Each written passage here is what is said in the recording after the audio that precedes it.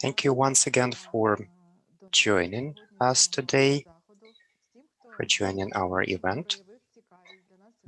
Thank you for your interest to our activity, and especially to the colleagues from the donor community, the colleagues from the governmental organizations and non-governmental organizations, and also representatives of the active communities of Donetsk and Luhansk Oblasts. Today, we intend to present our achievements for 2020, and we are happy to have those. And also, we will share our plans for 2021. So I will give the floor for the welcoming word to the director of DRC-DDG. Mr. Rio, please. Dear representatives of the state authorities, dear colleagues, dear partners, dear donors, and dear friends. Welcome to this New Year greeting events organized by the Danish Refugee Council and the Danish Demining Group in Ukraine.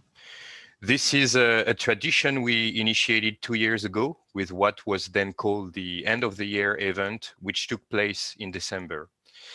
I am, of course, sad that we cannot meet in person again this time to share a moment of conviviality with you.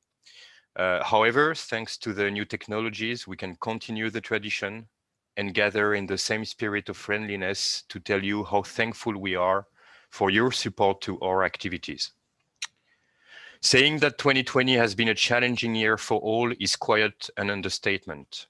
12 months ago, very few of us could have imagined that the pandemic would become part of our daily lives, despite all the warnings and concerns raised around the new coronavirus discovered in December 2019.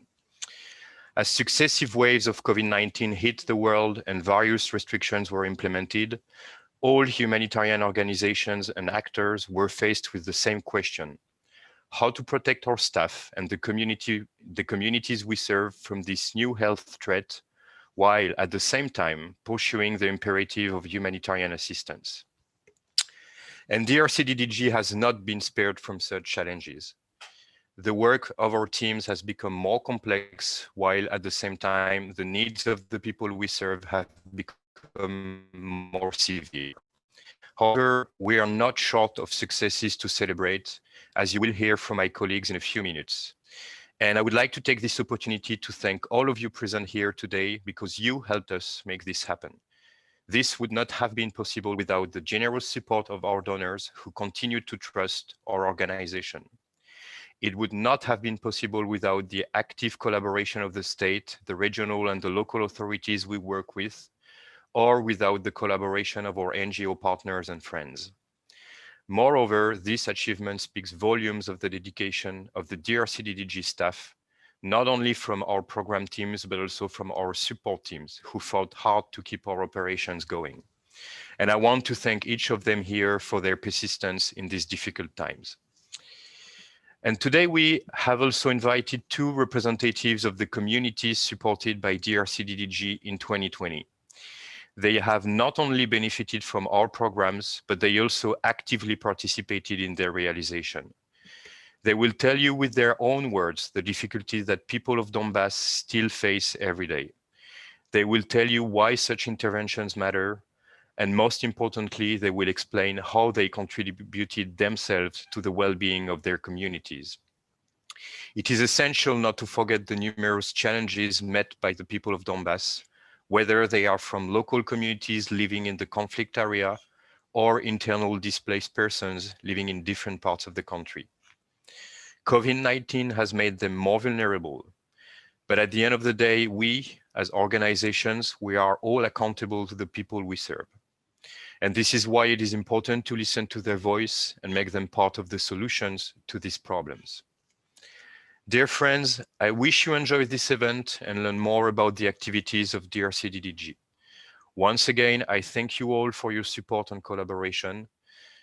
To conclude, and before giving the floor to my colleagues, I want to take this opportunity to wish you a fruitful 2021 with a lot of success in your personal lives, but also in the work of your organizations. Thank you again for being here with us today. Дуже дякуємо, Брійо, дякуємо за змістовність Thank і you so much for this wonderful introduction. And right now, I would like to give the floor to the head of our program in DRC-DDG, Medina Music. Please, the floor is yours. для вітань. Thank you, The floor Dina. is yours for the welcoming word. Good morning, everybody, respected. And thank you all for being with us today. And I'm very pleased to see you in such great numbers. Your attendance confirms the trust of the donors and the government that Briu was just talking about a minute ago. Recently, I made a similar speech when I talked about how hard it is to gain and maintain the trust of beneficiaries. And their presence today confirms this as well. Therefore, our dear donors, government representatives at all levels, and dear beneficiaries, I am really grateful for your patience and flexibility in adapting our projects and our activities in the past year. I am most grateful for your endurance to listen to us again and again whenever we present our ideas on how specific activity can be even more beneficial and efficient with limited financial support, of course. In this regards, you all have really stood out. But what I want to emphasize today before we start presenting our achievements is human creativity. It is in the human nature, I believe, to be positive and open-minded. And despite all challenges and difficulties we have encountered and been confronted with last year, this global pandemic has really pushed the boundaries of our creativity, I would say. In spite of this challenging and unpredictable time, we succeeded to explore far and wide and learn many new things. Most importantly, we have learned to adapt. IT technology have advanced significantly, and everything has become online for us. Negotiations, agreements, trainings, courses, procurement, seminar, and conferences such this. Thanks to this, we succeeded to develop and offer new options and new technologies to our beneficiaries, the government, and to the donors. However, and in this regard, the fruitful collaboration with our key partners and key stakeholders proved to be essential as well. Without them on our side, well adapted and excellently supportive and approachable, we would not be able to succeed. I also find so many thought-provoking contradictions this year. The global pandemic has indeed made us work from distance, but in many ways, also much closer to each other. What we can hear from media and official is that we will continue facing challenges for some period. But as long as we encourage each other, we assist and share, I'm sure there will be no panic or stress for us to continue working together for months to come.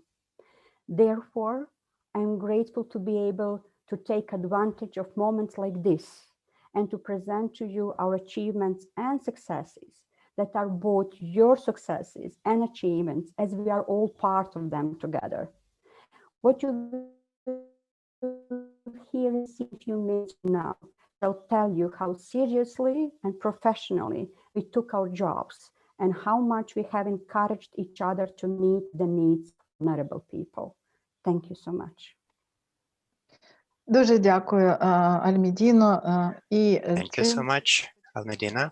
And now we are going to start according to our agenda at the block of our presentations. We will be presenting the areas in which our programs work. So the first presentation will be a multi-presentation, meaning we'll have several colleagues speaking. And so we are starting from this presentation on mine action, which will be started by Medina. Thank you, Dina, again. I will try to focus in my presentation On the structure, we succeeded to enlarge during this challenging time in 2020. What you can see in the slide are the locations or 4 offices that we cover with Mine Action Program in Ukraine. And they are in Severodonetsk and Lysychansk, where we do have our demining operational base. We do also have permanent offices in Slovyansk and Mariupol. What we succeeded in the past year is to actually increase our capacities in what you can see right now, 3 pillars of mine action. The first one is about the victim assistance, and we truly hope that the final negotiation with some of our donors will ensure the secured funding for minimum 3 to 4 years. We also succeeded to secure and continue with explosive ordnances risk education. And as a part of humanitarian demining, there are ongoing both mutual activities of the DDG demining teams and the capacity building of the state's emergency services of Ukraine. In the small boxes, you can see our capacities in each of these permanent sub-offices. On the bottom line, as a cross-cutting pillar, I would say, we extremely increased our capacities and engaged greatly with our legal units in advocacy in mine action. And in this regard, we do provide continuous support together with other international and national partners, government of the Ukraine, and mainly to Ministry of Defense and the service, state emergency services under Ministry of Interior. In the slides that will come after my short presentation of the structure, you hear of each of the pillars, our achievements, and the plans in the year to come. Thank you, and I will give the floor now to my colleague Katya, that she's acting as the protection project manager. Please, Katya, go on. Thank you, Almedina. Good morning, everyone. Thank you for coming here to be with us. And I will start from the victim assistance activity. Next slide, please. So the beginning 2020, protection team completed a big victim assistance program. And you can see the results for January, February. This was a big comprehensive program with a lot of activities, which we were able to complete successfully. And we continue and looking forward for 2021 to implement the same activities as targeted individual assistance through case management, and continue our inclusion trainings for the local authorities, for the community members, for educators and children. And also the trainings on inclusion will be supported with the community-based initiatives with the emphasis on inclusion, to make sure that people who were affected by the explosive ordnance will be able to have access to the most needed services in the area. Thank you, and I'm passing the word to my colleague, Nick. Thank you very much, Katya, and please accept my appreciation as well for participation and for the support in 2020 and in the years to come. We can proceed with the slides.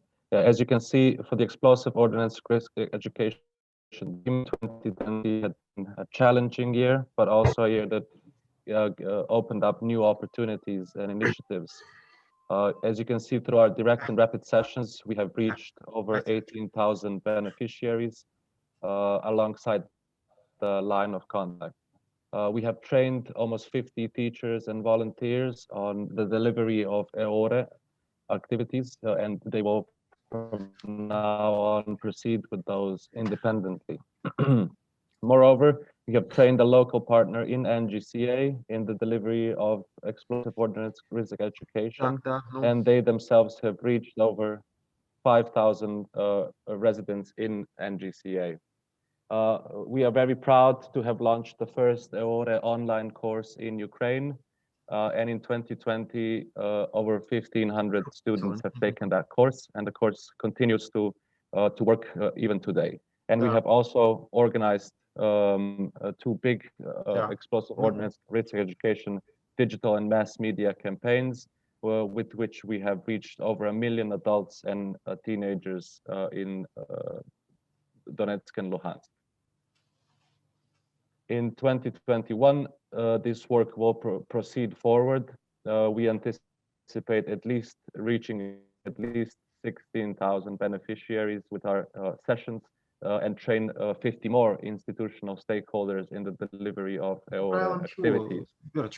Moreover, we will be launching an augmented reality mobile application on explosive ordnance risk education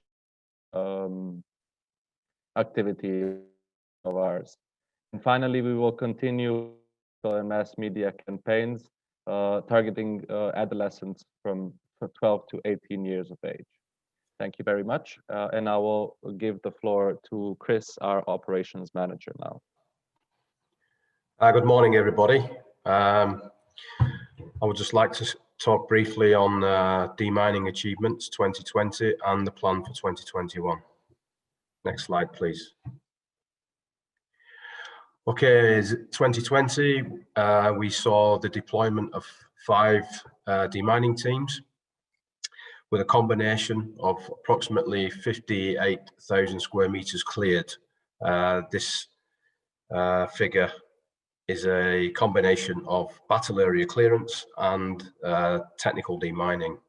We also managed to cancel almost 400,000 square meters of land, and which gave us a total land release in 2020 of 423,000 square meters.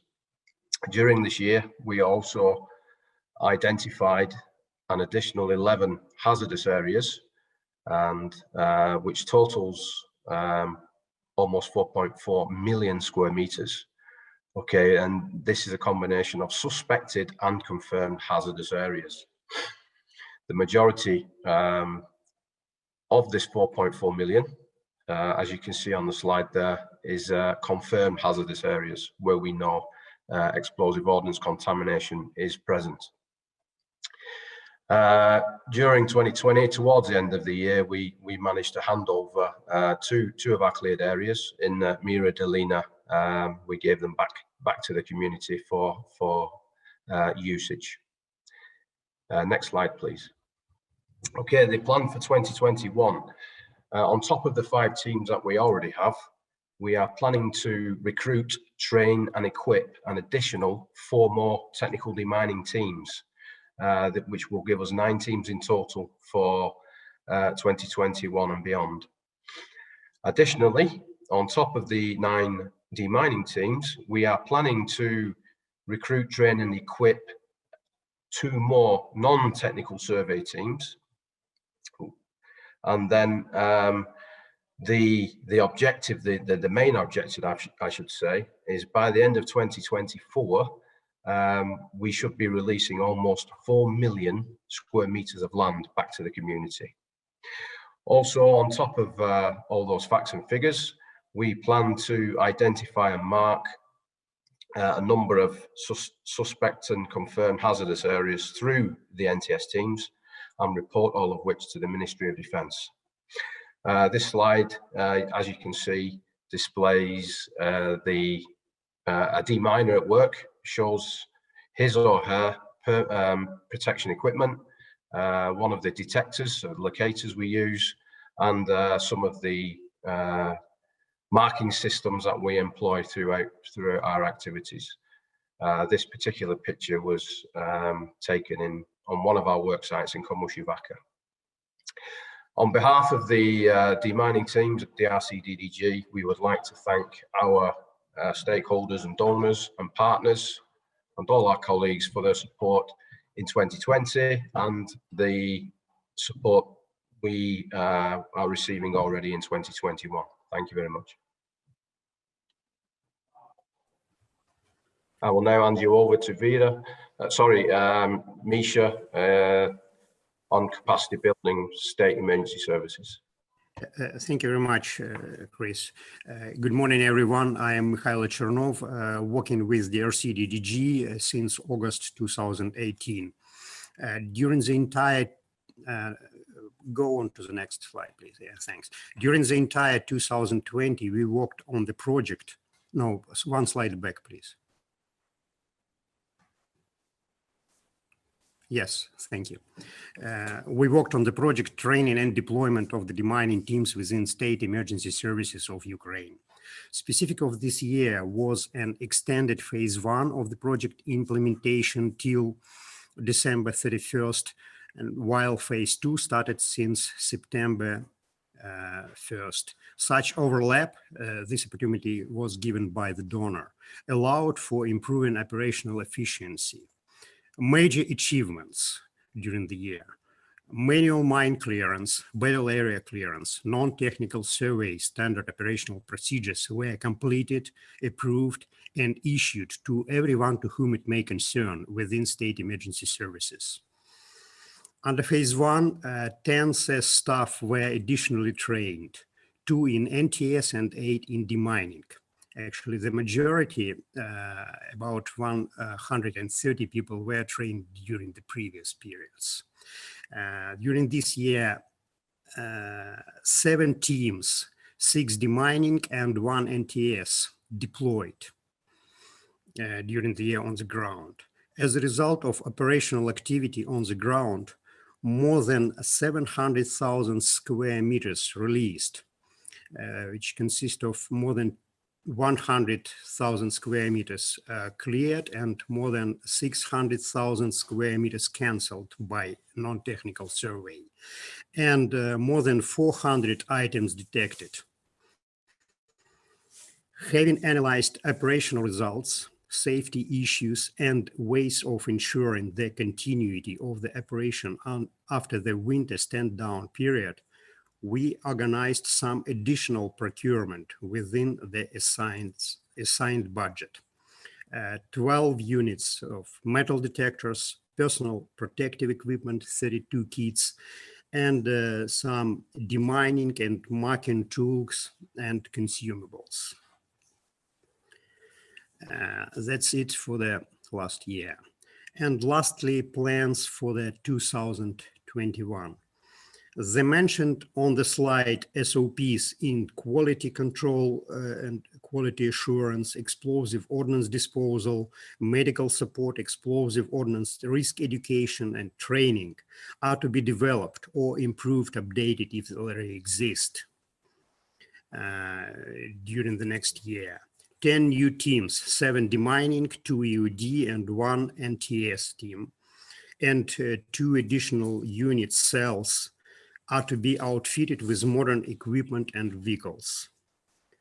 More than 200 state emergency services personnel are to be trained during the next year. We are going to train them in information management, about 60 persons, in quality management, 5 people, in NTS, demining, and field medics and EOD, and also as instructors, in general 170 people. 70, and in total, by the end of the year, we will have 17 teams deployed on the ground after full cycle of procurement and training. Thank you very much. That concludes my part of the briefing.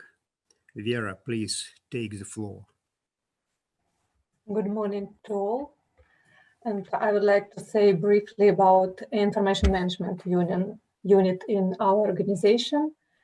And can you please switch slide? Thank you. And turn on all pictures. So, and one of the main achievements for us is launch an online site for IAM unit that allow us to consolidate all my in-action activities in one platform, and it makes all IAM processes more effective, productive, and fast. The next and the very important achievements, the expansion of the department. And now there is a new member in our team, and Information Management Union consists of one IAM coordinator and 2 information management assistants. Next year, IAM unit keeps supporting program with data collection, reporting, mapping, providing relevant and updated statistics to all our partners, donors, and stakeholders. Also, Information Management Unit keeps maintaining mine incidents database that has been established in 2014 year and remains up to date on a regular basis. That allow us to see geographical location and type of ERV contamination, helps to make a decision regarding priority of clearance requirements. Also, for this year, it is planned to update, as Mikhail mentioned, information management SOP in compliance with new information in international mine action standards and national mine action standards.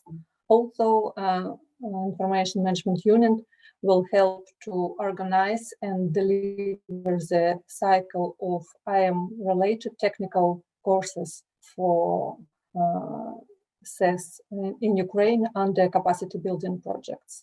I think that's all. That's briefly for IAM unit in DRC-DDG. Thank you. Thank you, Vera. Дякую, Вера. Дякую всім колегам. Thank you, Vera. Thank you, all the colleagues from DDG. This was an in-depth presentation.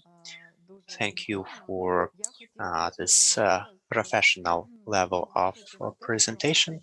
And right now, I would like to draw your attention to the fact that we have a chat here. So in case there are any questions from our governmental partners, such as the Service for Emergencies, such as the Demining Department of the Defense Ministry. So also, if you have any questions, or if the donor organizations have any questions, you can write them in the chat, and later we will have a special time slot. So you will have 2 options: to write your questions in the chat or to ask your questions directly in the end of our event.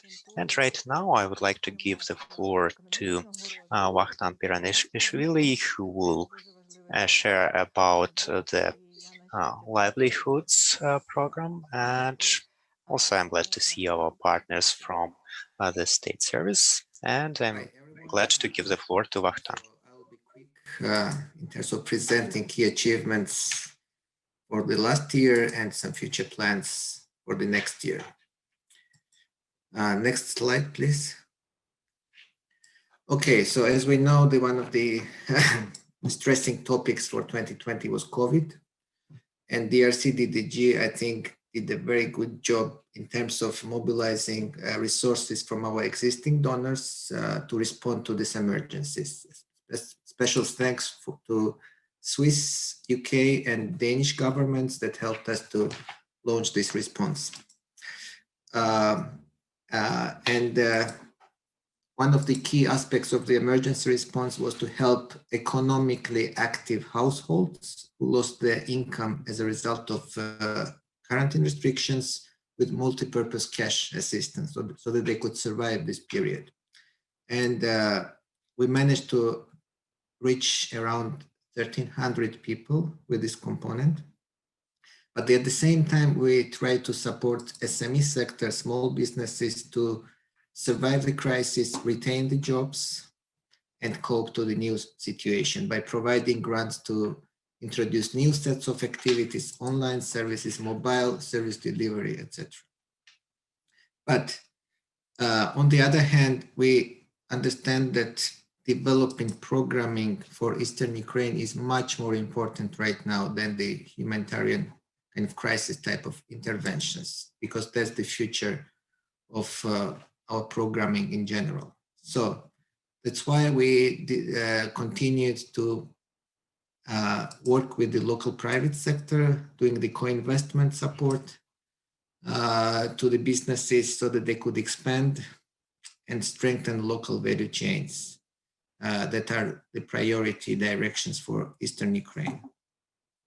At the same time, we continued with high level of integration with other units, such as protection, legal, and DDG within our organization by introducing multifaceted approach and concentrating our resources on the target communities for better impact.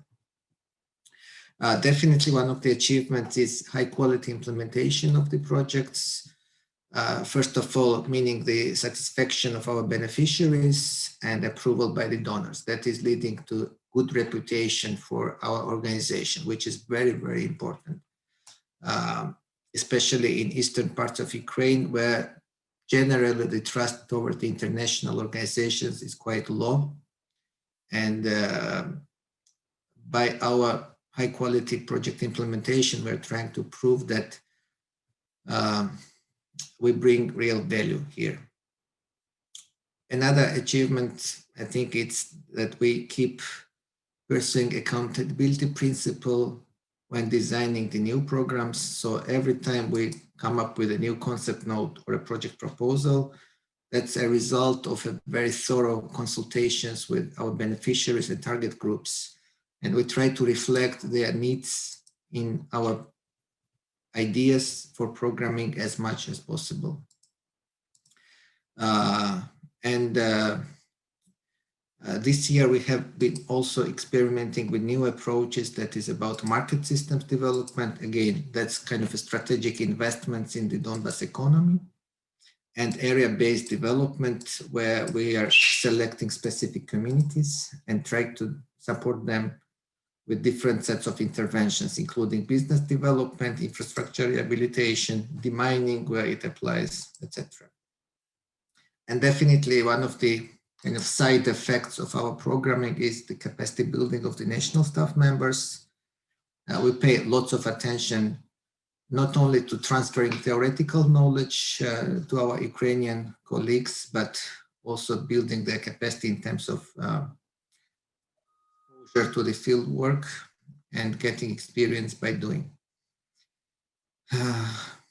Okay, so these are some figures. I won't stop on them, but I'll just list the key components that we have been doing during this year. So these are like micro business grants for self-employment or expansion of small businesses, provision of vocational education trainings, multi-purpose cash grants that, as I mentioned before, to cope with the COVID situation. Next slide. Market system development projects, I'll just try to summarize them. So these are different agricultural processing facilities, manufacturing, supporting the SMEs in depressed towns such as Zolotoye or Kirske, which are the mining towns, and there are lack of employment opportunities, especially for women. Supporting SME sector to expand and create new jobs. Yeah, next slide. Working quite closely with state employment services across Donbas. So we have supported many employment centers, mostly with technical assets, equipment, and the key idea behind this support was to help these centers to transfer to the online service provision, digitalization of services, and better outreach to the remote areas. Next slide. Yeah, so now the plans for next year. So our plan is to finish the emergency response for COVID situation by end of March. And we really much hope that this crisis ends really soon, because this is really distracting our development programming, which is now, I think, our priority. So we will do further strategic investments in Ukrainian economy, identifying the local market partners, private companies, and offering them co-investment support to open new productive facilities across Eastern Ukraine, again, creating new jobs, strengthening local value chains, etc. Another plan that we have is to integrate local self-governance capacity building elements into our programming. You know that the centralization process is ongoing in Ukraine, and local LSGs are being formed, but they need lots of support and capacity building so that they can,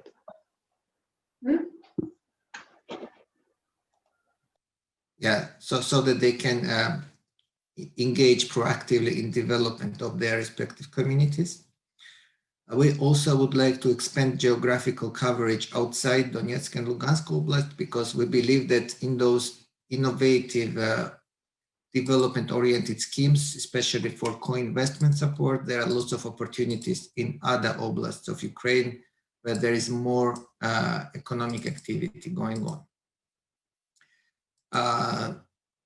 Definitely we'll be continuing high quality delivery of the current projects, because as I said before, that's very important to keep the good reputation of the organization. Next slide. So this is actually a schematic description what we would like, how our future programming mostly would look like. As you know, in the center of the programming is the private partner, and engaging in win-win relationships with the private companies so that they do the investments in our target areas. But our task, with the support of the donors, so now we are trying to approach Danida with this idea, is to work with our target population, vulnerable groups, rural areas, so that they become participants of those value chain investments that are done by the private partners and private companies. So our function will be basically to support and strengthen the target population so that they are able to cooperate with those private entities that will be investing in the economy. And good example is, unfortunately, we don't have many examples in Ukraine, but in other countries, there's a private Danish company, Danone, that has been investing in milk processing facilities, but the local small-scale farmers did not have the capacity to produce high-quality milk that would be acceptable for the private partner.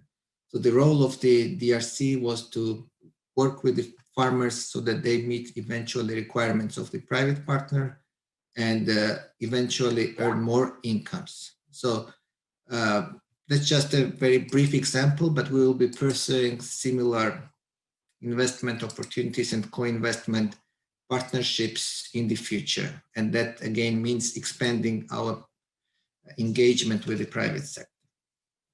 So that's basically all. Thank you for your attention. Дуже дякую тобі, Вахтанг, за те, що Thank you, Vakhtang, for your presentation, for the projects you presented here. I wish you to see all of your ambitious programs to be fulfilled. I know that you represent a number of highly qualified staff members, and they made a huge contribution over the last year. So right now, I would like to show you a video which presents our work, albeit in a different format. So I will kindly ask Vladimir to make this presentation. Конфлікт в Україні відбувається уже 7 років і вже загинуло понад 3 тисячі цивільних. Оцінюється, що на 2000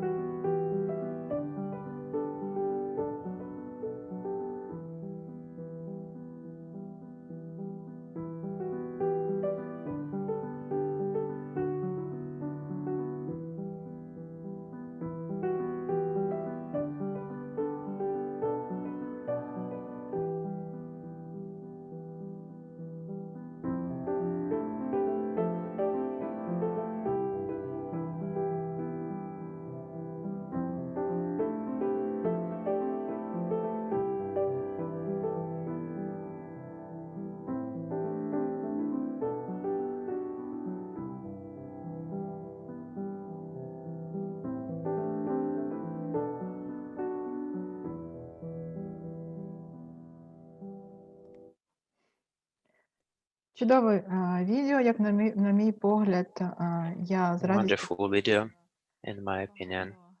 I was pleased to see the faces of my colleagues, and also we could see the faces of those who suffer from this protracted conflict.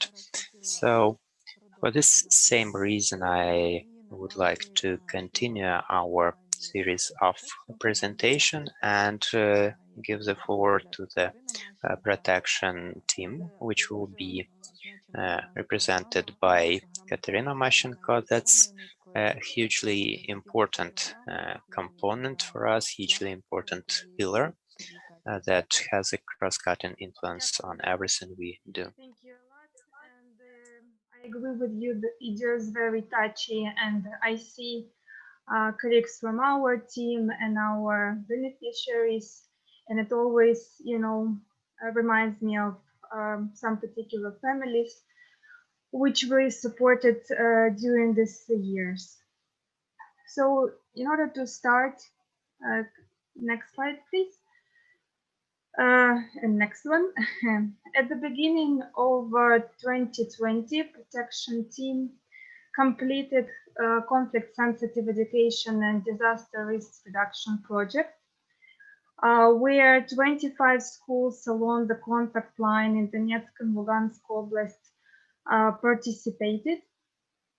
And as a result, we developed a learning course for educators on conflict-sensitive education and develop a curriculum and teaching materials for pupils on disaster risk reduction. 50 teachers received trainings on conflict-sensitive education and disaster risk reduction, and through them we reached 750 pupils in conflict-affected areas. Next slide, please. The 2020 brought us big changes, huge. And to respond to those changes and respond to the needs of affected by conflict and by COVID-19 communities, protection team implemented 2 short-term but very big with the results projects. So at the end of 2020, we reached 16 persons with individual psychological support sessions, 15 families with children through the targeted individual assistance. And also protection team was able to provide support to the tuberculosis sanatorium in village Vostre, Donetsk Oblast, where people who were coming from NGC side through Novotroitsk ECTP were obliged to stay on observation due to the quarantine restrictions, because this sanatorium was not able to provide food for those people who are staying. And with our support, we were able to provide food for 127 people. They were receiving hot meals 3 times a day during their observation. And also, we are proud that we were able, for a very short period of time, to reach communities and implement 24 community-based initiatives in Lugansk and Donetsk Oblast. They were mainly related to WASH, where we were renovating water access for the local residents, sewage systems, helping local medical facilities, local clubs, and help them to renovate their infrastructure, and reached 22,023 persons who are living in rural areas and affected by conflict. Next slide, thank you. Next one. In 2020, we're planning to continue implementation of two comprehensive, big and integrated programming together with the demining group, with the livelihood team, legal team, where protection team will continue working with the conflict-affected communities and will build their capacity and help them to develop resilience and improve their infrastructure. Next slide, please. Next one. The priorities for the future is to continue working with the community and improve our community-based initiatives methodology in response to climate change and influence on the environment, to work with young people, as we have developed life skills youth program, because during these years we were working in the communities and we face and we see that young population need opportunities for development and to have space for meaningful after-school activities. And also we identified two new areas for our program development, which are peace building and gender-based violence, where we have already internal capacity and have new ideas for new projects. And thank you a lot. That's it from my side. Дуже дякую тобі, Катю. Ти знаєш, Thank you so much, Katerina. I personally love the programs you do, and I know that human is truly in the center of what you are doing, preserving human dignity and assistance in the difficult conditions. Right now, I would like to give the floor to colleagues from the protection area, and in particular the legal part of it. So this is something we had from the very start of the DRC activity in Ukraine, but still we can see the ongoing need in this support. So this will be presented by Isaac Robinson, and we ask him to speak. Advocacy components of DRC. When it comes to legal, this year, like we have assisted around 20,000 people with legal assistance. You see the numbers on the top. If you add up the two numbers, it comes around 20,000. And that legal assistance include 202 in-court assistance and 394 administrative and documentation support. In addition to that, like we also reached out with around 20,000 people with the information material. And on the bottom left, right side of the slide, you see in blue ink, these are our livelihoods beneficiaries, small businesses and their family members who also got legal assistance. Next slide. In terms of advocacy, our main success, and this I would consider our the biggest success for last year, is the government's introduction of the Mine Action Amendment Law. Most of you are very familiar with that. We had concerns about the previous version of the law, and then we are very happy that I would say like 90 to 95% of our concerns were gone with that introduction of the amendment law. And this is a big achievement, I would say, of the Mine Action subcluster, and DRC is a very active member of the Mine Action subcluster from the very beginning. The value we bring to the Mine Action subcluster is like we are the only provider of legal analysis, legal drafting, and anything that has to be done with law in terms of mine action advocacy. And as because mine action advocacy at this moment is very legal, so our value has been very well appreciated. The other one, which is exclusively driven by DRC for the last 2 years, many of you know that in the contact line areas, there are farmers who can't cultivate because of mine and UXOs or other security concerns, but they are still getting the tax bills. So we started this advocacy 2 years ago, and then so far we have managed to get two resolution from 2 local self-government units, village council, and then they have waived the agrarian tax. In doing that, we work with a very diverse section of actors, starting from the Ministry of Finance, Ministry of Justice, the Tax Authority, Chamber of Commerce, and the local actors as well. The third one relates to our LLH related work, which is like, the small IDP businesses, they were faced some existential challenges in terms of the use of, they call it a point of sale device or EFD, electronic fiscal device. We found that these IDP small businesses were not ready to actually transition to that system, which required a lot of investment and a technical know-how. So that actually created some kind of threat for their small businesses. And after advocacy, like we have got a moratorium from the government on implementation of that law. And on that matter, we have partnered with the Chamber of Commerce and then small business forums and Ukrainian business forums. Next slide, please. Okay, this is our affordable housing advocacy work, and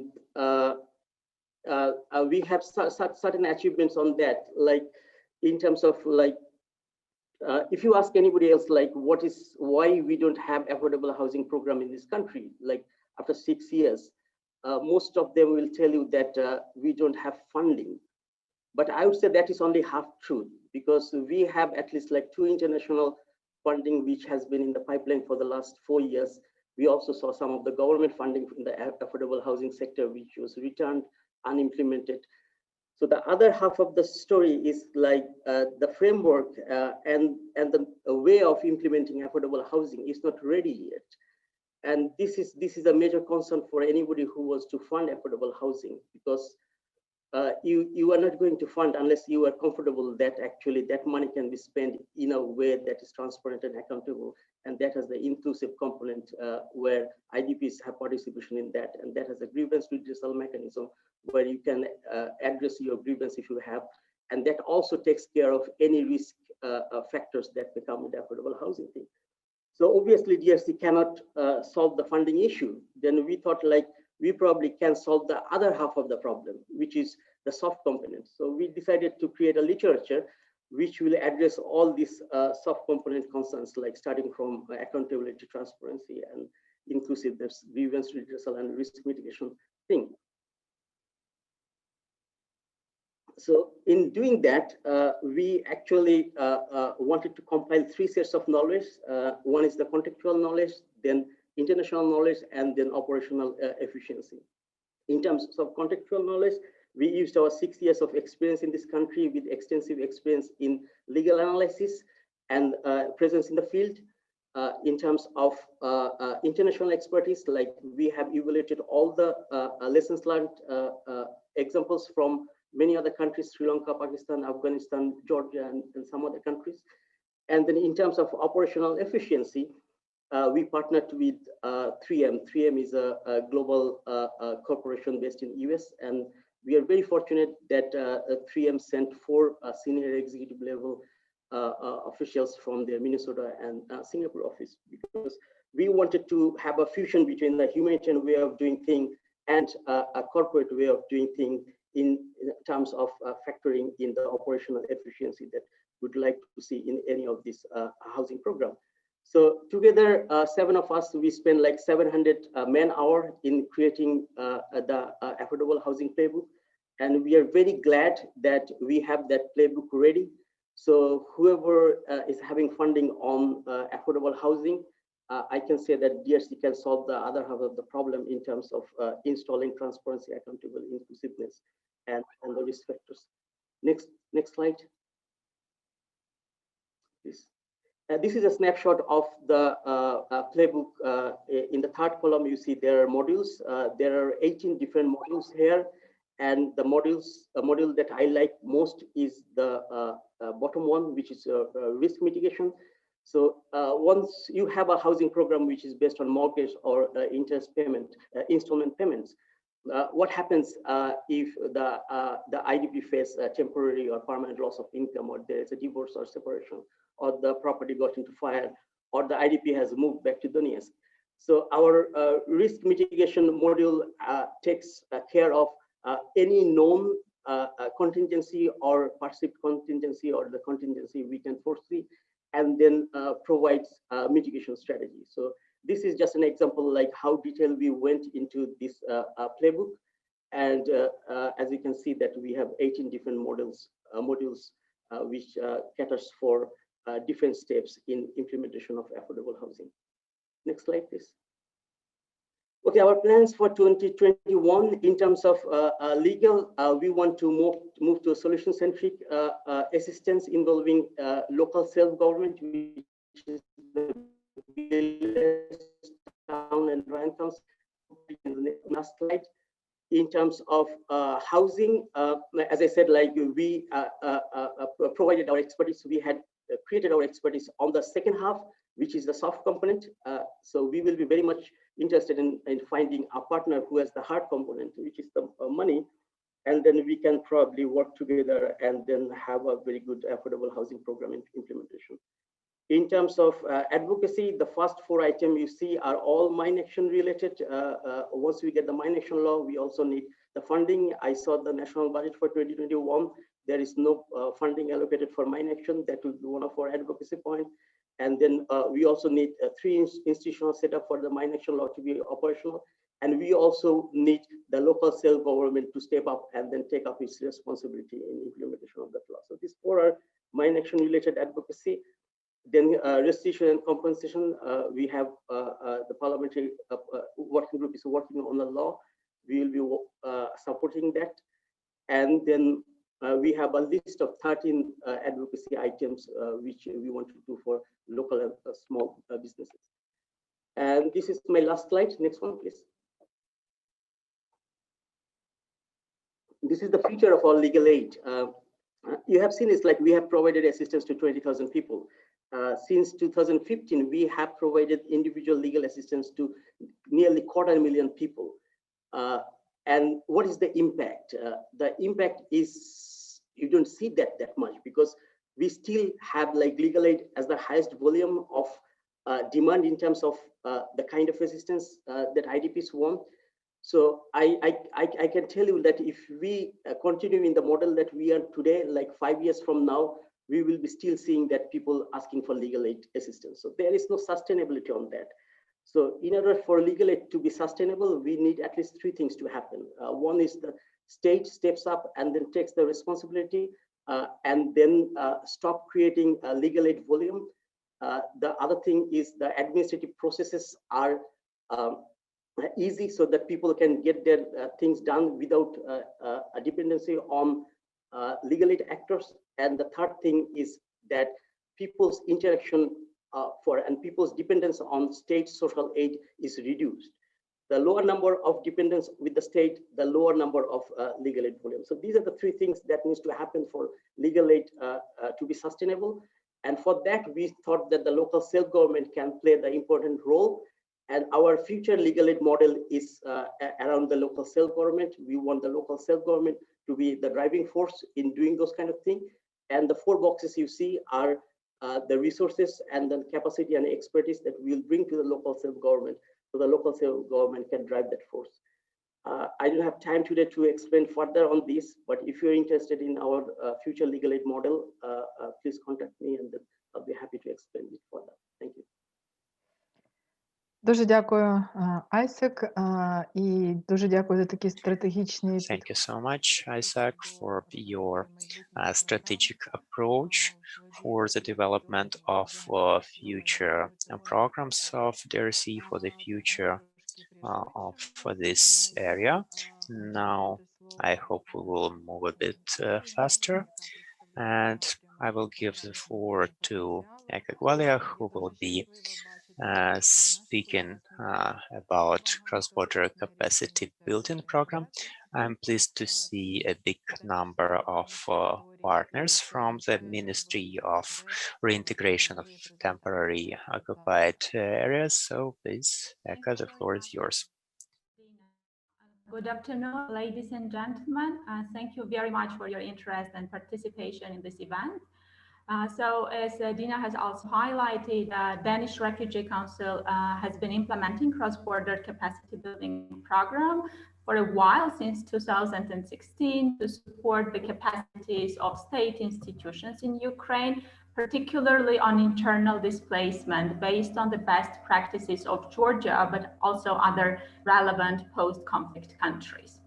So last year, please change the slide. Last year, we laid the foundations of effective collaboration with the newly established Ministry for Reintegration of Temporarily Occupied Territories of Ukraine.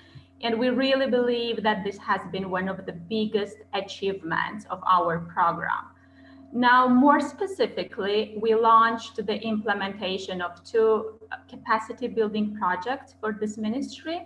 So one project, as you can also see on the slide, is focused on IDP integration policies, and it is being implemented thanks to the generous support of the American people through the USAID, whilst the other project is focused on peace building policies and is being implemented within the framework of the UN Recovery and Peace Building Program under the financial support of the European Union.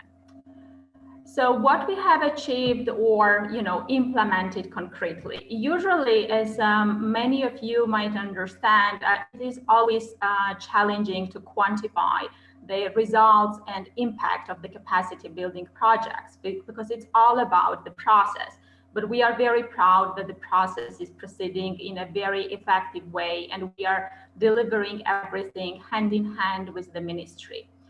So on IDP integration policies, particularly, our efforts were focused towards the measurement of integration of IDPs in Ukraine.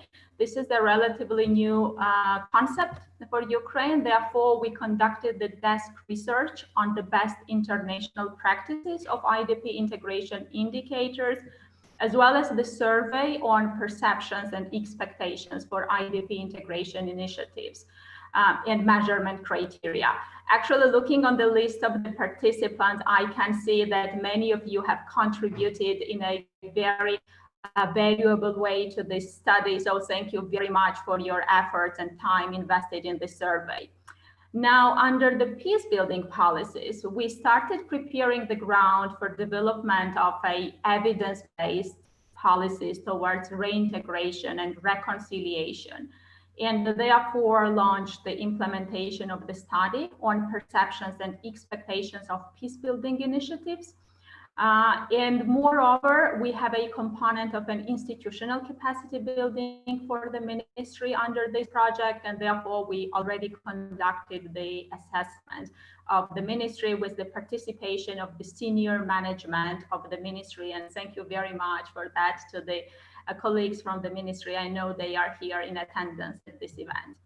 Now let's look at our plans for this year. So, well, we will of course remain committed to fostering the capacities of the ministry, and we will be proceeding with the 2 pillars, so IDP integration policies and the peace building policies.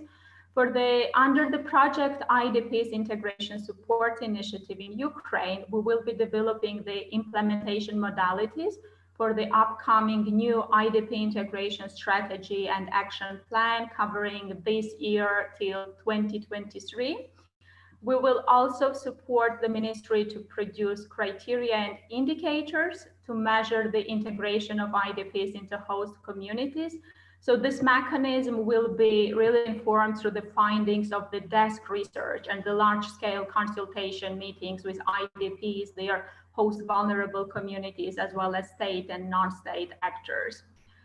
And for the second project, which is about promoting peace building and reconciliation in Ukraine, we will be fostering the strategic collaboration between the ministry and its counterpart ministries in Georgia and Moldova.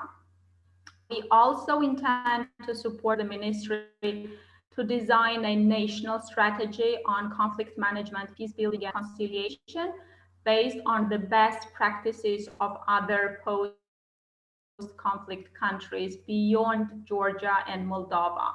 And finally, we will be developing a needs-based capacity building plan for the ministry, and we will be investing the resources in its successful implementation to strengthen the capacity of the ministry on service delivery and coordination. And obviously this plan will be resembling the findings of the capacity needs assessment that I have mentioned earlier that was conducted last year in the ministry. So I think that's really all. This is the last picture, which I think perfectly resembles our commitment to exchanging experiences between Ukraine and other post-conflict countries. Actually, in pre-COVID life, we used to facilitate and lead the study visits to different countries. However, we have to adjust to the realities and replace the study visits through the online events. We very much hope that we can replicate our study, let's say, experience of study visit in future, and therefore, yes, like kind of achieve the successful results together. So thank you very much for your attention. Дуже дякуємо тобі, Ека. Thank you so much, Eka, for joining us from Georgia. And I truly expect that this year we will be able to see you not only online. So this was the final presentation in our introduction of DRC-DDG programs. In less than an hour, we could see all the areas, all the pillars of our activity, and this is quite encouraging, it seems to me. So I'm very grateful to our colleagues who participated in this. And now, as I have mentioned, since we intend not only to share information, but also to be transparent and open with our partners, such as ministries, such as oblast administrations who are our beneficiaries, and also the communities which are represented here by our colleagues who joined. So right now I would like to give the floor to Stanislav Bogdanov from Luhansk Oblast, who will share about his collaboration with DRC. Hello everyone, dear participants. I'm Stanislav Bogdanov from the Comoros NGO, which works in Kamyshovacha community of Luhansk Oblast. This year we will be working with DRC on the implementation of two grant projects, both of which were included into the bigger program on the re-enlivenment of the communities. So our organization applied twice and we won twice. So we were able to fix the water well in our community. And this was a project that had a major social impact, and we were able to address the issue of water supply both in Kamyshovacha and also the neighboring villages. There are two pump stations in the village, and because of the siltation, one of the pumps was not able to work, so some streets and a neighboring village, 1,500 people, were left without water access. So thanks to the repairs of the well, we are again having access to drinking water 24/7. And the quality of water meets all the Ukrainian and European standards. Maybe this is the best quality of water available in the entire Luhansk Oblast. So this was a pressing issue, and we are very grateful for solving it.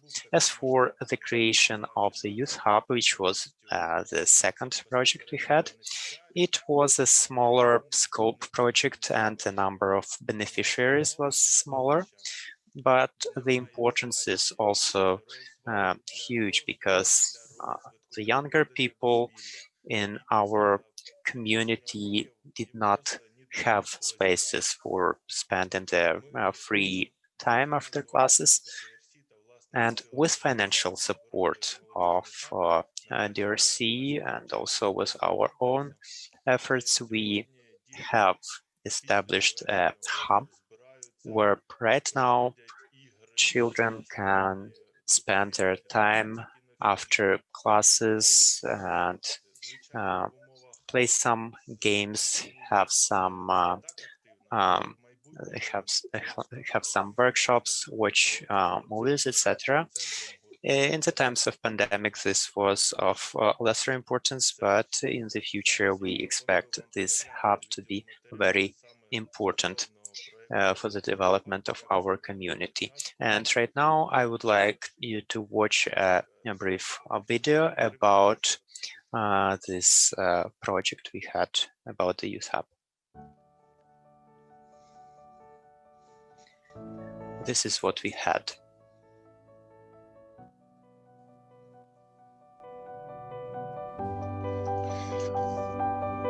Я трішки можу пояснювати. I can briefly explain. So these were the three rooms in this desperate condition. For 50 years, no repairs were made there. For 30 years, these rooms were not in use.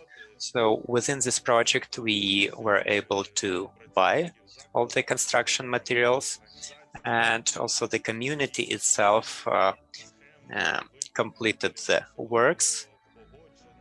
And also we discussed and confirmed the choice of colors and furniture with the children and with their parents. So this is the project we implemented together.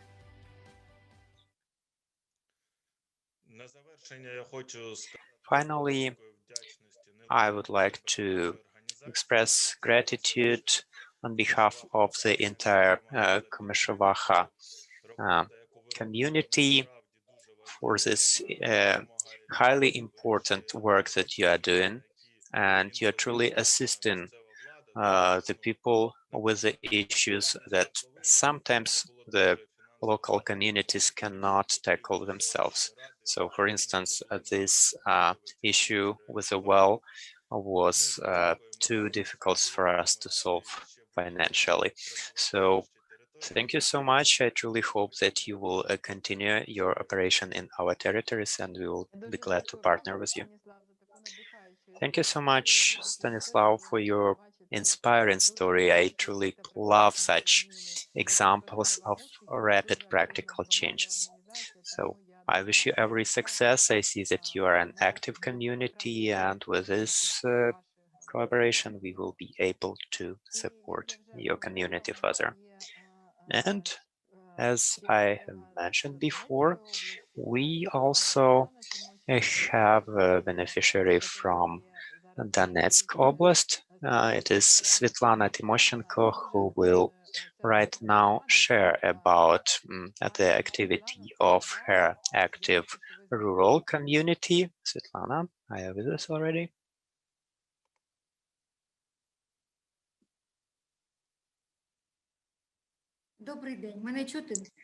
Hello, I hope you can hear me well. Yes, yes, we can. So, first of all, I would like to express sincere gratitude to the organizers of this event for us being able to actually meet online the people who gave us hope.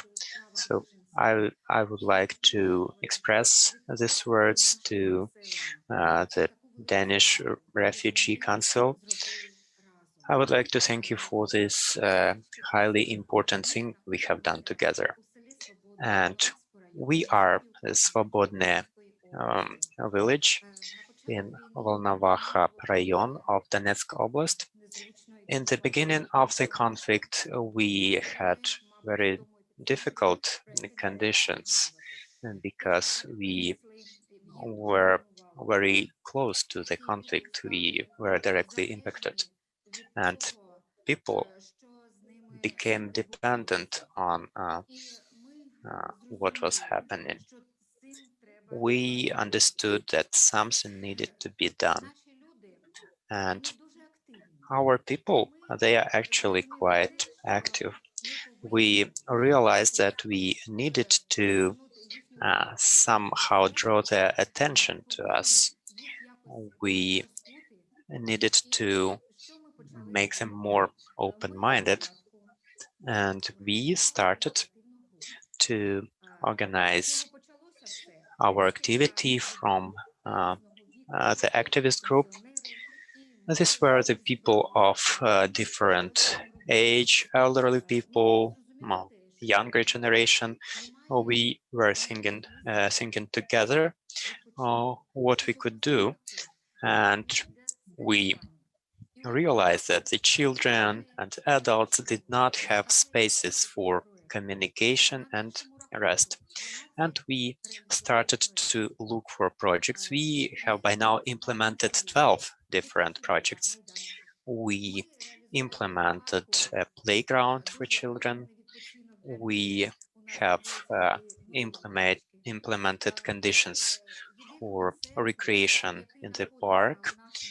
Also, in the community center of our village, which is 18 kilometers away from the rayon center, and it was quite difficult to travel there and back. So this community center is the only platform for communication of our citizens. So this was a place where we started to hold meetings with the psychologists, with the lawyers, and other organizations. We realized that our people truly needed that. And we noticed that not everyone could be present at our activities. We have a big number of internally displaced persons. We have some people with limited mobility. We have families with multiple children, and we realize that when they are participating in our event, their time is very limited. They can only afford to stay here for 1 hour because we could not offer some hygiene conditions. And for elderly people, for people with disabilities, it was quite difficult to stay in our place for a longer time. So thanks to the project funded by Ole Kirk Foundation and also the project by the DRC, we have applied and we have won. By the way, I did not mention that this group of activists, it was quite limited. And in the beginning, before applying for this project, we have established a community, and we got the legal conditions for implementation of such projects. So once we got this chance to implement a project together with Ole Kirk Foundation, we were very satisfied, and we couldn't even imagine that in this place where we had this big number of events, we will finally be able to have a water closet and to have running water. And this is a great demonstration of our power when we get together as a community, when we apply for projects, and when we start putting into action something we could only dream about. So before, we did not have any conditions there, but we have built this a sewage pit. We have made water available. It's actually clean drinking water. So right now, when people are joining our events, we have a wide range of events. So we have a club for sewing, we have a club for other activities. So thanks to this new water closet and the sanitary and hygiene conditions, people are now able to communicate more, to learn more, and to get a bit of rest from the difficult challenges they have in life. So we have established this water closet. We have created good conditions for people to feel comfortable. And as you can see, we even have a washing machine there, something we couldn't even dream about before.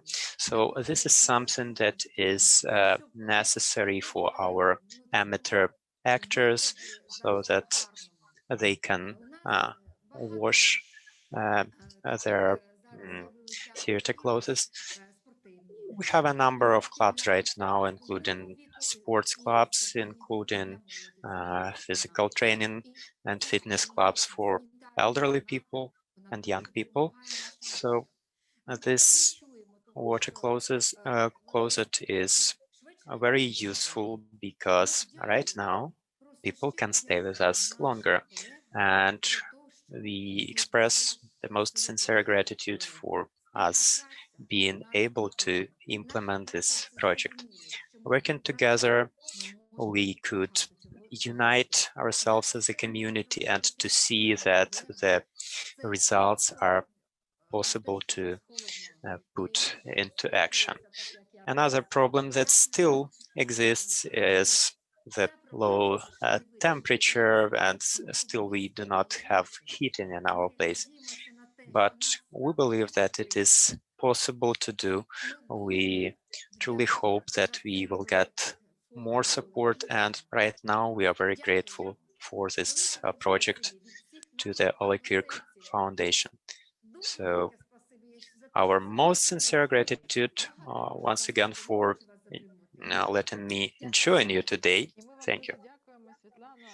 Thank you, Svetlana, because this was quite a sincere story, and this opens maybe a broader conversation, because for some people maybe it doesn't seem as a big accomplishment, but as we discussed before, I'm noticing here how the lives of people are changing, because we are working for the people and we need to see that people's dignity is respected.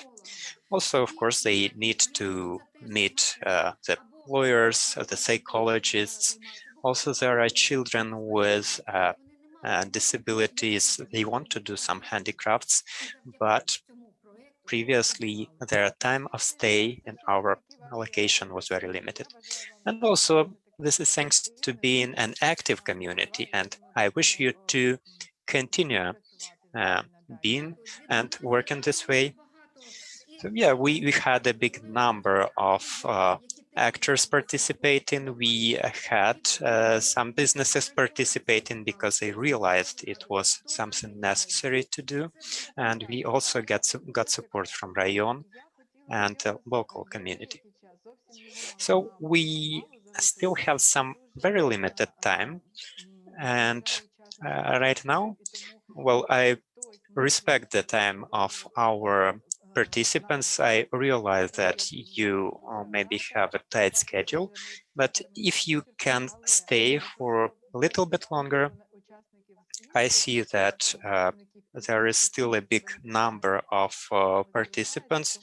There are many other beneficiary participants. So let us do the following way.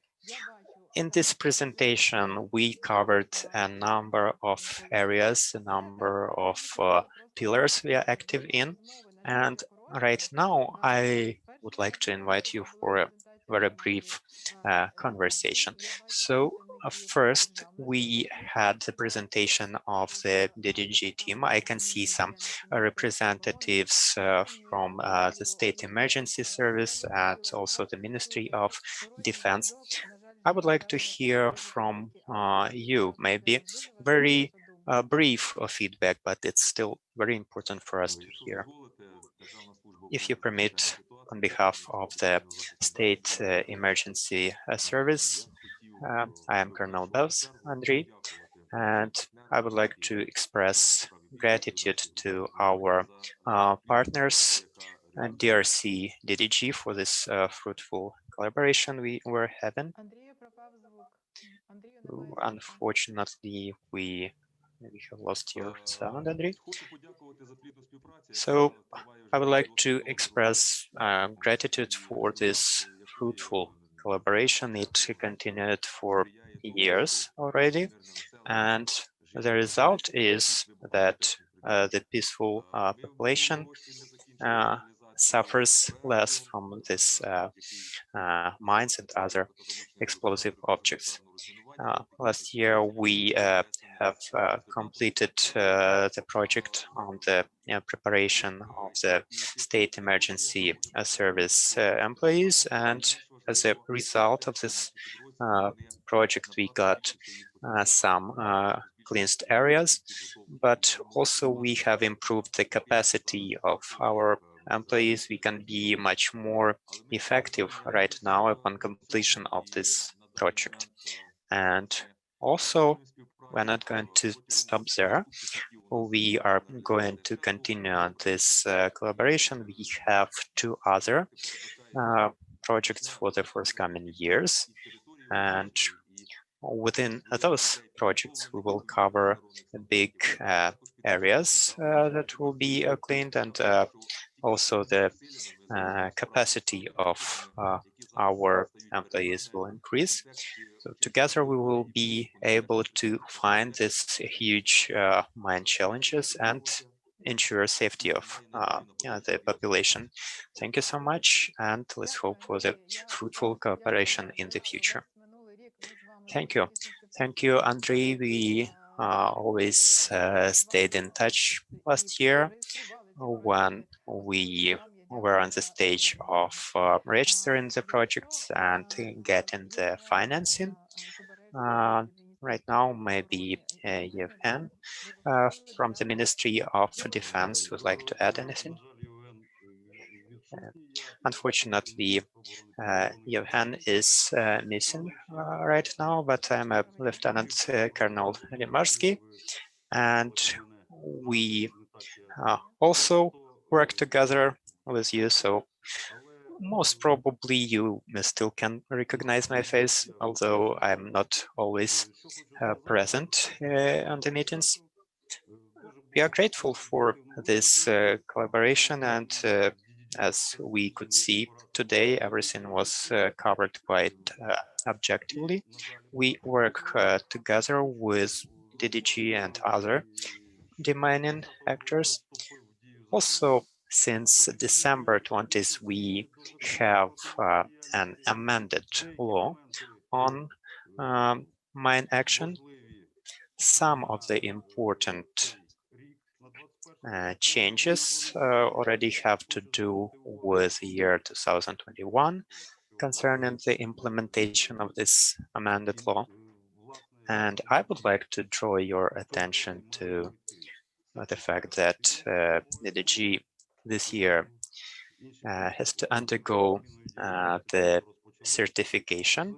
We can also see other mine action agencies that have started this activity, and also we wanted to see that on the slides, because that's an important process that has started already and that will be underway throughout this year.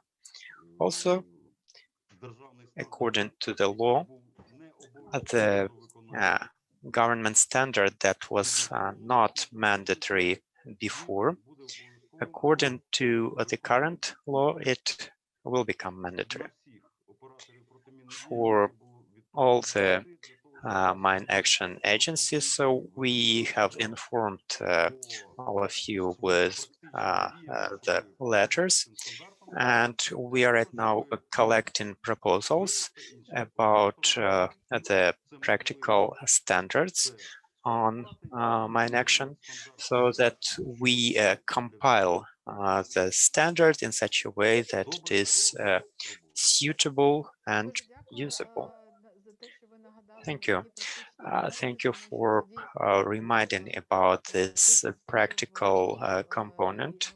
Indeed, because of the new amendments to the law, we have to meet the new requirements and the new modalities of cooperation. So it's highly important that you are mentioning this right now. Indeed, the Ministry of Defense is one of our key strategic partners at DDG. I can see that we also have people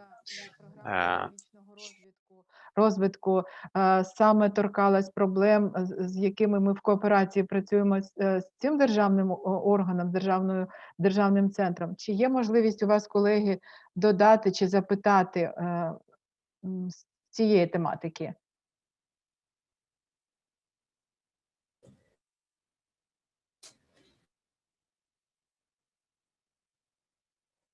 Так, Хочемо також подякувати нашим колегам, тому що we would like to express gratitude because the regional centers that worked with the project, they were satisfied with this collaboration, and the project helped us not only to improve the conditions for providing social services, but also to keep developing. As Oktan has mentioned, we are moving online. We are improving our social services. Also, there is a project proposal about the provision of e-certificates, and again, it will simplify the procedure. It will be possible to organize some electronic document exchange. Thank you for the fruitful collaboration in the previous years, and hopefully this year will also be quite successful. Also, we can see that we and other territories have grant support for the registration of our unemployed persons and persons who are implementing certain activity, and we are always glad to cooperate and to use our labor potential. Thank you so much, and we hope that our formal document as well will be updated. The document was our memorandum on cooperation, so I truly thank your colleagues from the international department working on that. Also, I see that we have representatives of the donor organizations, the embassies. Maybe right now is a good time for you to comment on the things you have heard today. The floor is yours.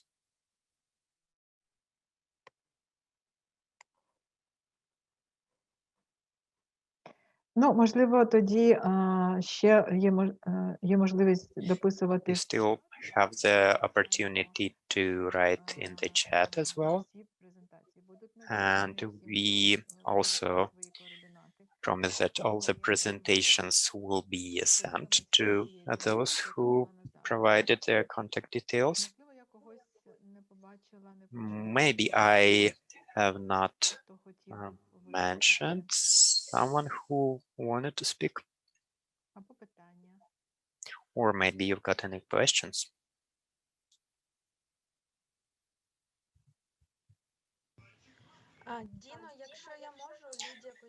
If you permit, I'm Lydia Kuzmenko, the refugee agency.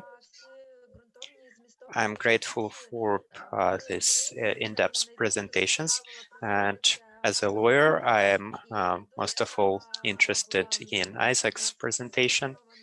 And so this scheme that was proposed to enhance access to the legal assistance and also reducing the need in such assistance in the first place.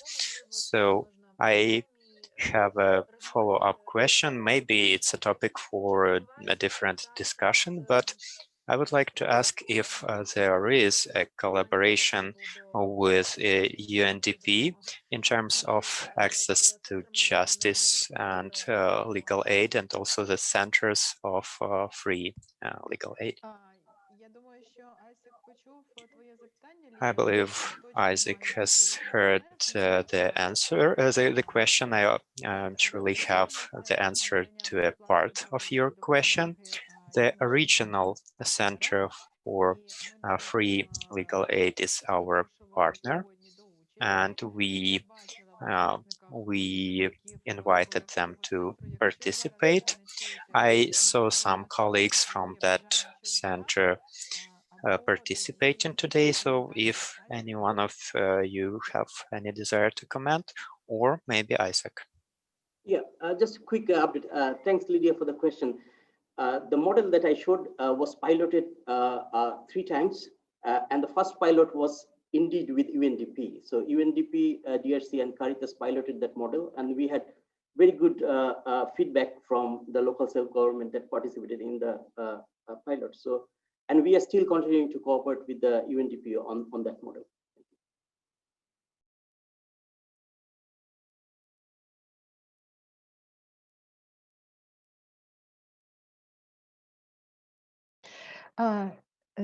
Дякую, Лідо, за запитання.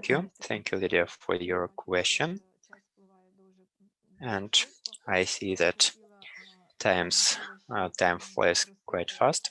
So right now, I would kindly ask our partners from Donetsk and Luhansk administrations, who are very important beneficiaries, to say a few words, because in our daily practice, we communicate on a daily basis. So, dear colleagues, the floor is yours.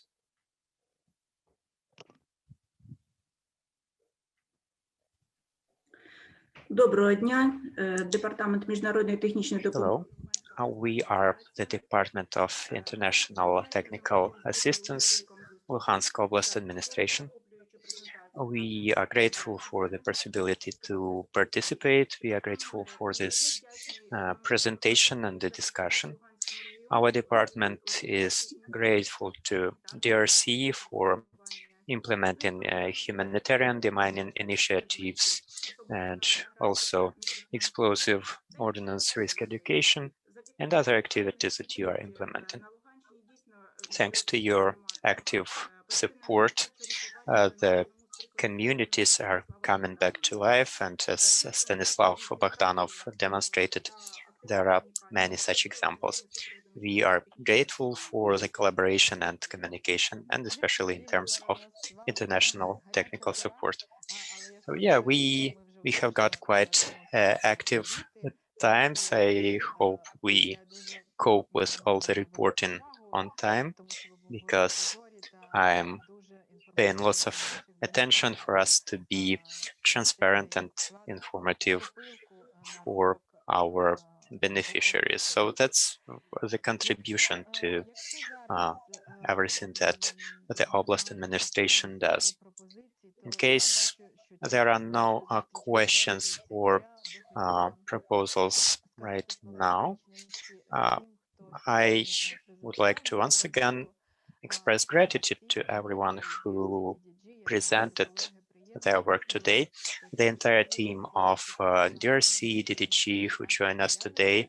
It's important for them to know the general picture and to be proud of being members of our huge team. And also I'm grateful to our guests who found time to learn about our work, about our ambitions plans for 2021.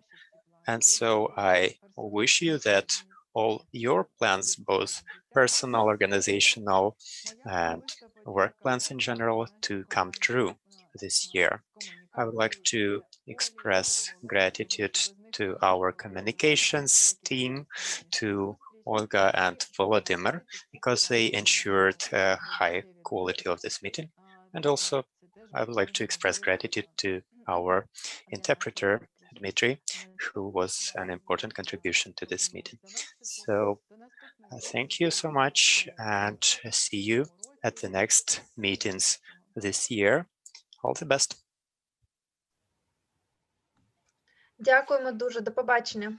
До побачення. Thank you so much. Goodbye. Thank you, everyone. До побачення. До побачення. Bye, everybody. Bye-bye. Bye, Chris.